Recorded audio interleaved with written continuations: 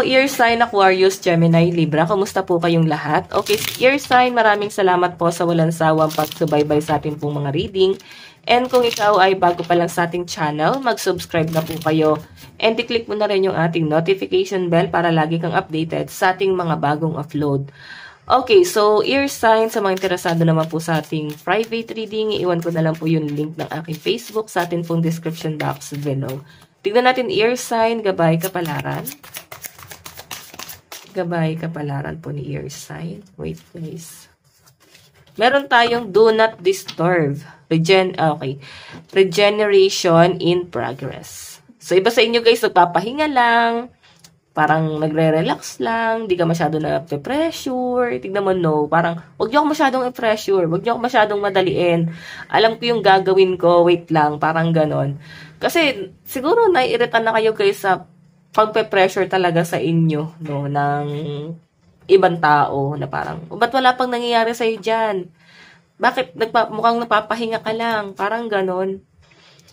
Okay, parang nagpapahinga ka lang dyan, ba't parang wala kang ginagawa? So, sinasabi rito guys, nagpapahinga ka naman talaga, pero yung ginagawa mo naman is inaaral mo habang nagpapahinga ka. Ganyan kasi guys talaga katangian ng mga ear sign. Mukha lang talagang walang pakialam yan, no? Mas gusto nila yung tahimik sila. And pansin mo, pag pinagalitan mo yan, naway mo yan, tahimik lang yung mga yan. Diba? Hangin nga yung mga yan guys eh. Diba? Hangin nga kayo eh. Diba? Yan yung katangian ng mga ear sign. Tahimik lang pero nagpaplano na yan. Okay? Kumbaga, tignan mo naman, ito lang yung panlabas mo, pero deep inside, may flowchart ka na sa isip mo. Parang ito yung next, ganito, ganyan, ganyan. Ang dami ng mechanics na umaandar, no, sa isip nyo. Pero, ito yung nakikita sa'yo ng mga tao. Okay? So, tignan pa natin ear sign. Nakakatuwa naman din yung mga katangian ng mga ear sign. Tignan pa natin ear sign. Meron po tayong I dare to declare my love. Ano to? Hoy, parang may magpo-propose. O baka ikaw to magpo-propose, yung ibang single sa inyo guys. Ayan, mukhang may lalapit sa inyo at maghahayag sa inyo ng love. Mukhang ano guys, sasabihin, uy gusto talaga kita. O bigla ka niligawan ng taong hindi mo guys ina-expect na magkakagusto sa inyo. Parang wait, sure ka, may gusto ka sa akin. So, parang ganun yung nasasagap kong energy dito. Yung iba naman sa inyo guys na in relationship, ayan, meron ako nakitang wedding ring. Baka may proposal na mangyayari. I dare to declare my love. So, pwede din naman guys na china-challenge mo yung person mo or china-challenge ka ng person mo. Like, may mga parinig. So, kaya siguro nape-pressure dito na parang wait lang. Nasa isip ko na yan, lahat yan nakaplano or parang pinaplano nyo na pero parang wait lang, huwag natin masyadong madaliin. Okay, ganun yung nasasagap ko sa inyo, ear sign. Okay, tignan pa natin, ear sign.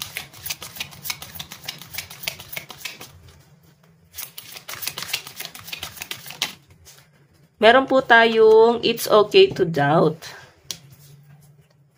So, nakikita ko guys, mukhang ngayong araw din, no, may mga hesitation ka. Okay, siguro, patungkol sa pet, may nakita lang kasi akong pusa doon, no. Patungkol sa mga pet, yung pag-hesitate nyo guys, ano ba to? Gusto nyo bumili ng pet?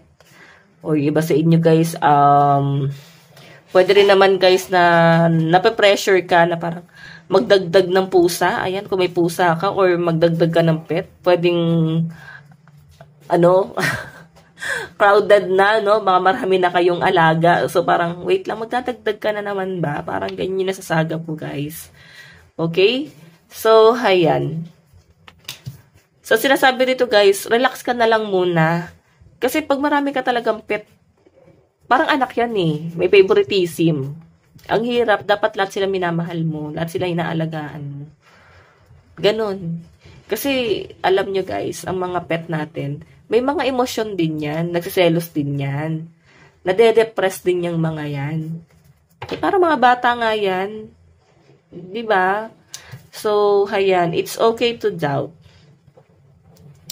Kung may pagda-doubt ka sa mga desisyon na gagawin mo, ayan, ano tayo guys sa pet, no? Pwedeng sa ibang bagay naman guys, kung may mga hesitation ka ngayong araw or sa mga susunod na mga araw, so sinasabi dyan guys na okay lang yan na magduda ka muna. So, i-reject mo muna yan. Saka na lang yan, no? Huwag ka ma-pressure dyan. Baka nandyan pa rin naman yan. Hindi mo kailangan magmadali dyan. So, may panahon ka pa. Parang ganun yung nasasagap ko. Tignan pa natin ear sign.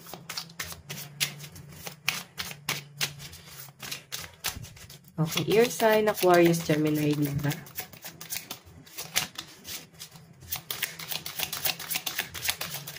Okay.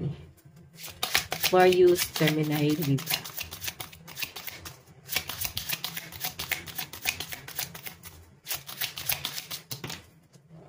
Okay. So guys, meron tayong no justification needed. So ito guys patungkol to sa mga kaibigan. So nakikita ko guys, pwede yung mga sinasamahan mong mga bagong kaibigan ngayon. Walang judgment. Hindi ka ginajudge or wala sila guys requirements kung sino man nakakaibiganin nila or sasama nila sa grupo nila. Ganun yung nakikita ko. Pwede yung iba sa inyo magaan ang pakiramdam mo kasi napapasama ka sa mga grupo na katulad mo mag-isip, open-minded, parang akala mo dati ikaw ay unique, no? Parang wala kang katulad mag-isip. So, eto na nga. May mga kaibigan kang nakakagaan mo ng loob na parang, wait, ang gaan ng pakiramdam ko dito kasi same kami mag-isip. Same kami ng mga gusto. Okay? Parang unique lang talaga, guys. Ayan. Yung iba sa inyo, may outing ba kayo? O magre-relax ka kasama yung mga friend mo? Kasi, ayan. Okay? Kasama yung mga friend mo. Pwedeng may gala ka today. Or sa mga susunod na mga araw. May plano. Okay? Pero kasi guys, ito, it's okay to doubt. Pwedeng isa to sa magiging hesitation mo, itong lakad na to. Kung, wait lang, itutuloy ko ba to? Wag na lang kaya. Pwedeng ganun yung nasasagap ko rito, guys, no? Pwedeng patungkol sa tungkol sa lakad mo. Siguro may mga importanteng bagay ka na gagawin or nag-iisip ka kasi. So, yung bottom of the deck natin, guys, so meron tayong I don't care to be perfect. So, totoo yan, guys, no? Kung hindi ka perfect, okay lang yan. Wala naman taong perfecto, eh. Kung mababa yung grade mo, at least pasado, okay na yan. Kung mababa yung sahod mo, as long as nakaka-survive, nakakakain 3 times a day, okay lang. Kasi survivor naman tayo eh. And kung makikita mo guys, pwedeng na-reject ka sa in-apply mong trabaho, lagi mong iisipin, lagi ka lang mag-focus sa positive, lagi mong iisipin ear sign na parang, ay baka hindi to para sa akin, baka sa iba ko in-applyan, may tatawag doon. Ganun yung nasasagap ko dyan guys, okay? So lagi lang kayo guys think positive kung bakit nagiging negative yung mga plano mo sa buhay, bakit hindi nagiging maganda. So ibig sabihin, meron kang dapat kapulutan ng aral doon. Ayan. So guys, tignan natin ano ba ang inyong lucky number. Meron tayong 156, 15, okay, sorry. 159 pala to. Okay, 6 pala to. 6, ito yung 9. Ganyan. Okay, ano ba to guys? Ganyan ba siya? O, yan. 159. Okay, ito pala. 651. Okay? 651. 651. Nalilito ako sa position ng mga number eh. Tignan natin guys, ano naman ang inyong advice. Meron po tayong your commitment is being tested. So guys, ibig sabihin nito, sinusubok daw yung relationship mo sa ibang tao. Okay, sa family, sa trabaho, kung paano ka makisama. Ayan. Ganun yung nakikita ko. Pwede susubukin ka kahit sa mga susunod na mga araw. Okay, so ear sign, ito lang po ang inyong reading. Bukas po ulit. God bless and love you. Bye-bye.